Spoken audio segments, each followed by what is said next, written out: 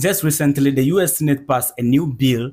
The bill passes 95 billion US dollars in aid for Ukraine, Israel, and Taiwan, including the ban of TikTok in the United States. After the bill was passed, the majority leader in a floor of speech on Thursday afternoon, he said something. Let me quote his word. He said, "Today the Senate sent a unified message to the entire world. America will always defend democracy in its hour of need. Make no mistake, America will deliver on its promise to act like a leader on the world stage, to hold the line against autocratic thug like Vladimir Putin." He continued by saying, "We are showing Putin that betting against America is always a grave mistake." You see, this is just the priority of America, to show the world how powerful they are. If you call Putin autocratic, then what do we call your movement in Africa? Going around dictating to us what we should do and what we should not do?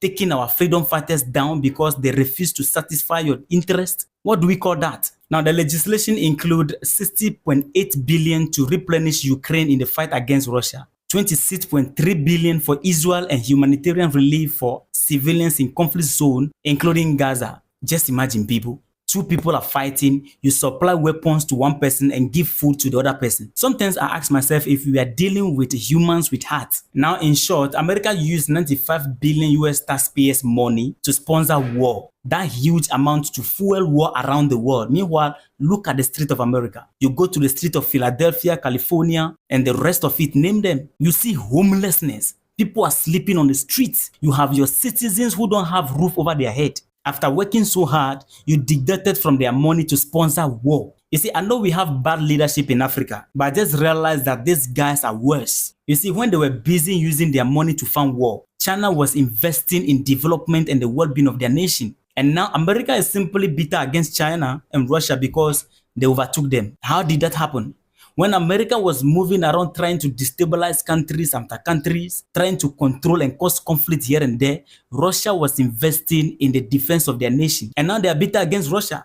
I want America to understand that they are left behind today because they focus too much attention on other countries, how to control them, instead of focusing on their nation to control the hardship and the development in there. Now look at what they're doing. They are not dragging Taiwan against China. The bill approved 95 billion in aid for Ukraine, Israel, and Taiwan. Now, reacting to the funding of Taiwan, China told the US to fulfill its commitment to not support Taiwan independence, and they should stop arming Taiwan in any way. But look at what they are doing. That is another Russia and Ukraine loading in different versions. Those of you who always join my live session, I always tell you that if you see America sponsoring a country against another country, it is not because they love that country.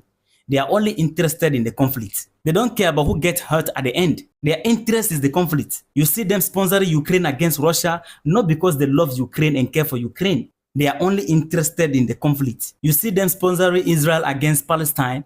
It has nothing to do with their love for Israel. It's all about their interest in the conflict. Same thing with Taiwan against China. They just want to germinate conflict between them. Knowing your enemy is a different thing altogether. But knowing how your enemy operates is another thing. Gone are those days when we think the Western America are the police of the world, the police and the savior of the world. But today, everyone see who they are. Warmongers. America is dragging the whole world into conflict because they know they are falling. The last thing America will live to see in this world is to be in the second or third position in this world. If they will not be the first, then all of us must fall. That's their attitude. And the second thing I want Africans to note is that the West would rather go to war than to see Africa liberated. Even one of the analysis confirmed this.